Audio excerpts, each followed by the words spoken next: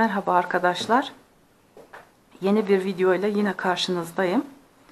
Bunu görmüş olduğunuz gibi ben daha önce bu hırkayı size göstermiştim. Ulama şeklini. Bir de tek motif yayınlamıştım hani bilmeyenler için. Bunun kollarını bitirdim arkadaşlar. Böyle tığladım uçlarını.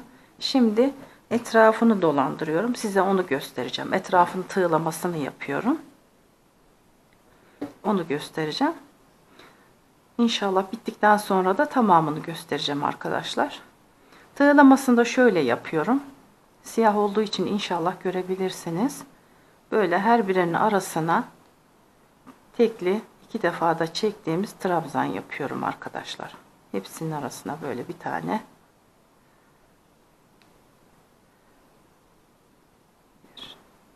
Bir tane aralarına zincir yapmadan böyle tığlamasını yapıyorum.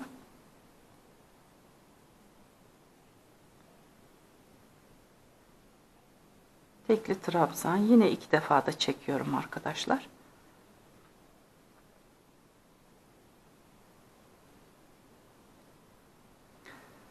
Şu köşeye ulantı yerlerine geldiğimiz zaman arkadaşlar böyle 2 tane böyle batıyorum. Bir tane tam ulanmış bağlantı yerinin kenarına, bir tane de tam ulantı yerin üzerine batıyorum ki daha düzgün olsun. Kenarına hep buranın boşluklarına aralarına batıyorum arkadaşlar. 2 defa da çekiyorum böyle.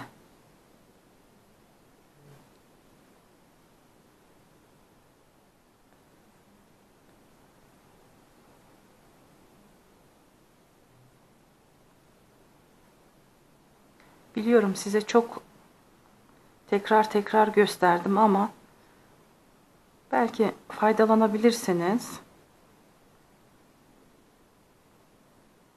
Tekrar bir hırkam daha geliyor arkadaşlar. Onu çok ayrıntılı göstermeyeceğim ama yine onun da bitmişini size göstereceğim. Buna benzer bir hırkam daha bitiyor arkadaşlar. Şu köşeye gelince de burayı tam o ikili trabzan tam köşenin üzerine arkadaşlar 2-3 defa aynı yere batacağım ki köşe düzgün olsun. 1 2 3 herhalde 3 kafi. Şöyle dönüyorum artık.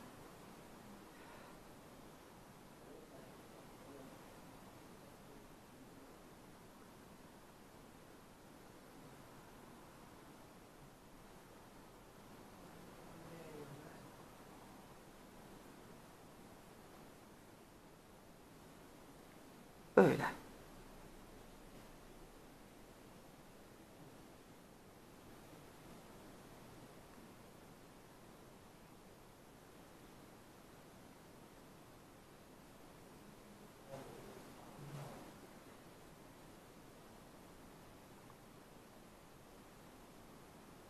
Bir sıra daha gideceğim bunun üzerine.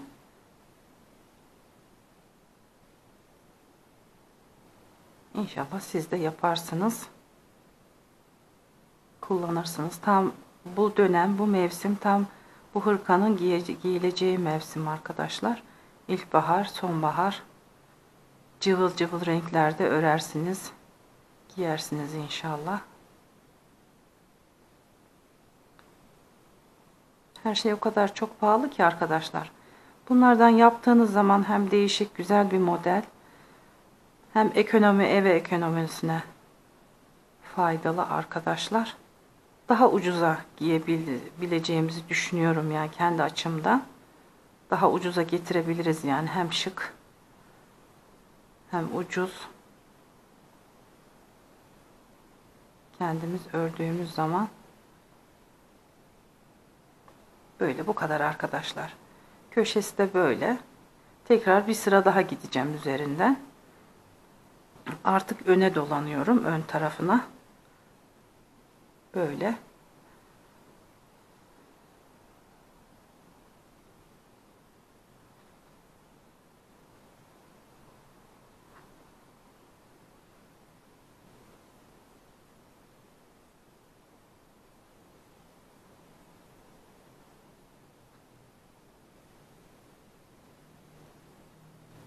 Biz o kadar küçük yaşta öğrendik ki bunlar arkadaşlar.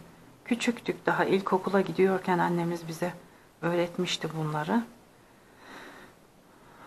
Benim yaşımdaki olan arkadaşlarım bilirler. Küçük yaşta öğreniyoruz. Yani şimdiki gençlere de böyle öğretilmesi lazım. Stres atmak için, yani zamanlarını internette geçirmemesi için. Yani güzel bir uğraşı, stres atmak için. Ek gelir, her yönden faydalı olabileceğini düşünüyorum yani.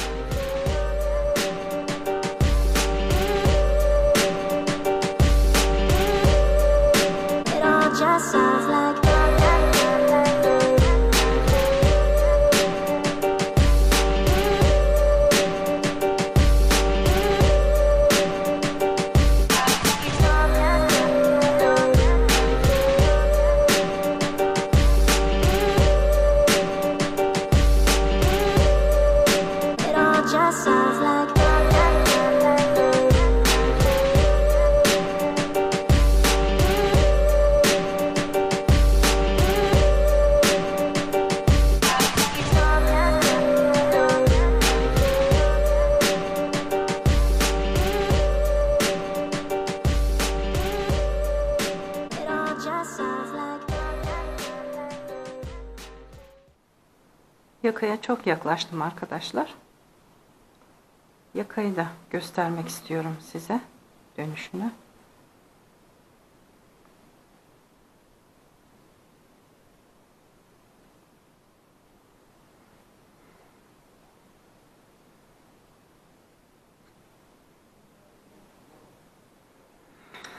Üçlü battığımız trabzan, 2 koymuştuk arasına, 2 zincir koymuştuk.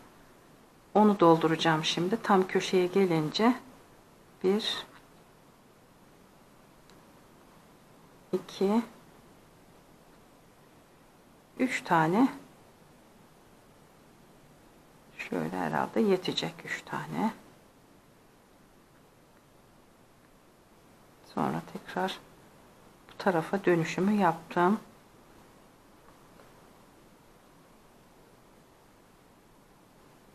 Evet.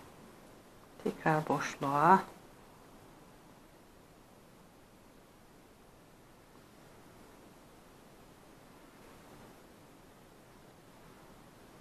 Çok ağır oldu arkadaşlar. O yüzden biraz zorlanıyorum örmekte.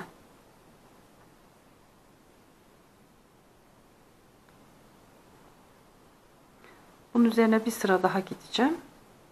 Daha güzel duracak.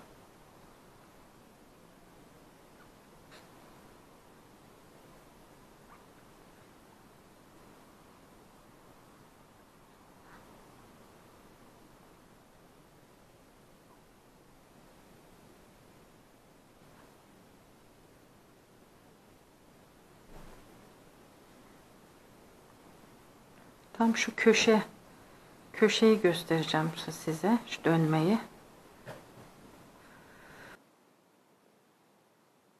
İnanın çok yorucu.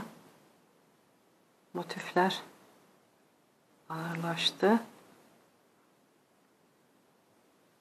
Artık çok az kaldı. Şimdi köşeyi size göstermek istiyorum. Tekrar köşeye gelmeden arkadaşlar burayı böyle batıyorum. Bir defa çekiyorum. Tekrar kenarına batıyorum. Yine toplamadan ikisini çekip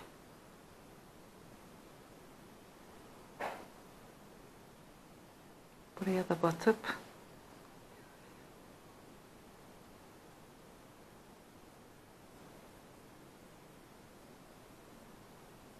bir tane daha yapmam gerekiyor buraya. Hepsini topluyorum.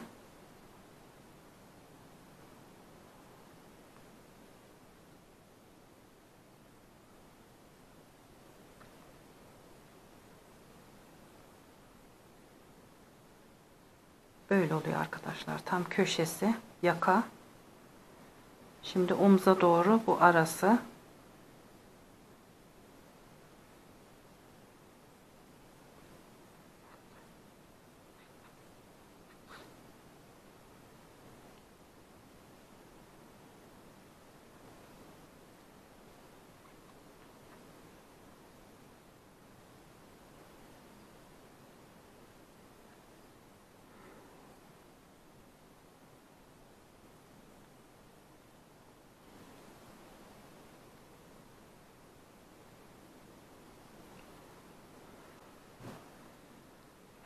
O kadar ağır ki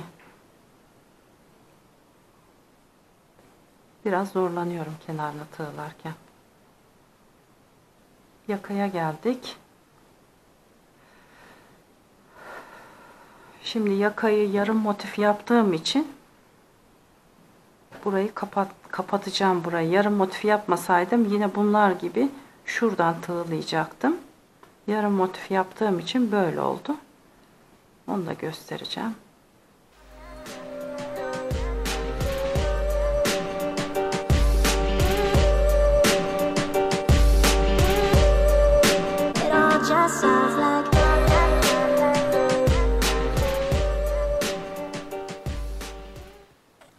Evet, burada bitti.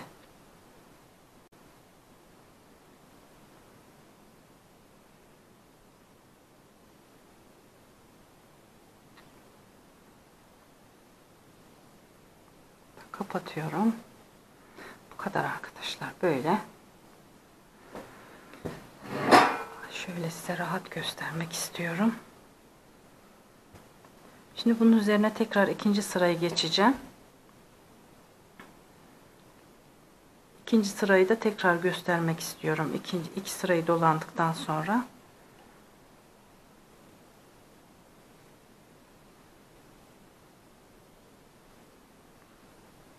Tekrar ikinci sırayı da buradan tekrar omuzdan başlıyorum. Omuzdan bitiriyorum arkadaşlar.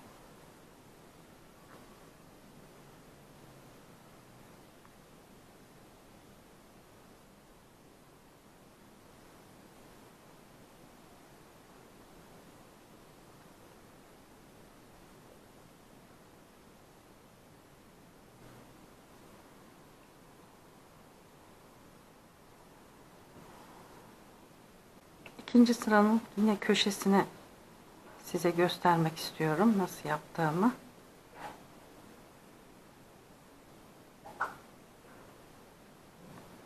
Yine ilk sırada yaptığım gibi ikinci ara,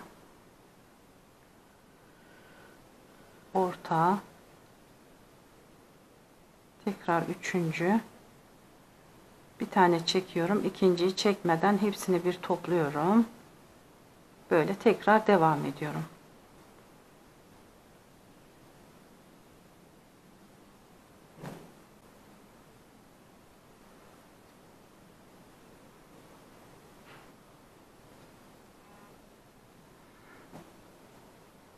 Gördüğünüz gibi köşeyi böyle dolanıyorum. Bir de şu uç köşeyi tekrar dolanalım sizinle. Bunu da göstereyim.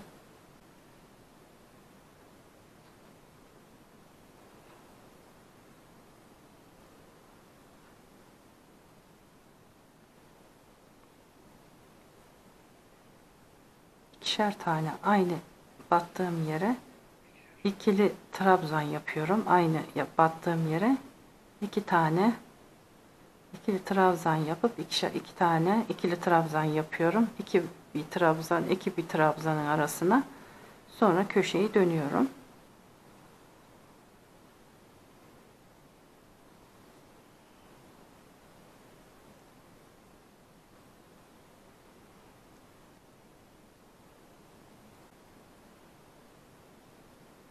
Bu kadar arkadaşlar. Böyle çok şahane bir şey olacak. Hırkamızı bitirdim, ördüm. Daha önce de size motifini anlatmıştım. Ulamasını göstermiştim elimden geldiği kadar. Bey beğendi, hanım dilendi motifiyle bir hırka nasıl olur size aşama aşama göstermeye çalıştım. Şimdi de toparlayacağız, bitireceğiz Allah'ın izniyle inşallah. 5'er motif kollarına koymuştuk bildiğiniz gibi. 2 arkadan 2 önden bir üstten 5 motif enine yaptık. Böyle uçlarını tığladık, bitirdik. Omuzlarına 2'şer motif koyduk. Aşağı tarafına 3'er motif koyduk enine. Boyuna 11 motif koyduk şu yarım motifle.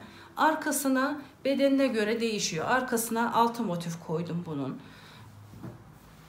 Böyle bitirdim. Kenarlarını tığladım. Hepsini uladım, bitirdim. Sadece ütümüz kaldı. Ütüsünü yapmadım. Bu kadar. Kenarlarına 2 sıra tığladım. İsterseniz siz 3 de yapabilirsiniz. Şuralarına bir süs de koyabilirsiniz. Ne istiyorsanız süslendirebilirsiniz kendi zevkinize göre. Boyunu da kısa isterseniz motifini azaltabilirsiniz. Uzun isterseniz daha bir motif aşağıya 2 motif ulayabilirsiniz arkadaşlar. Bu kadar. İnşallah beğenmişsinizdir. İplerini tanıtayım. İplerinde 7 renk ip kullandım. Alize'nin gold'unu kullandım. İpleri biraz kalın. Kalın istedim. Güzel dursun diye. Siz ince de kullanabilirsiniz arkadaşlar. Zeminli siyah kullandım. Siz istediğiniz rengi de içine koyabilirsiniz. Lacivertle ulayabilirsiniz. Gri de koyabilirsiniz. O da çok güzel yakışır. Hırkamız bu kadar arkadaşlar. İnşallah beğenmişsinizdir. Beğendiyseniz beğeni tuşuna basmayı unutmayınız. Kanalıma abone olmayı unutmayınız. Bana destek çıkarsanız çok sevinirim. Bir dahaki videomuzda tekrar buluşmak dileğiyle. Hoşça kalın.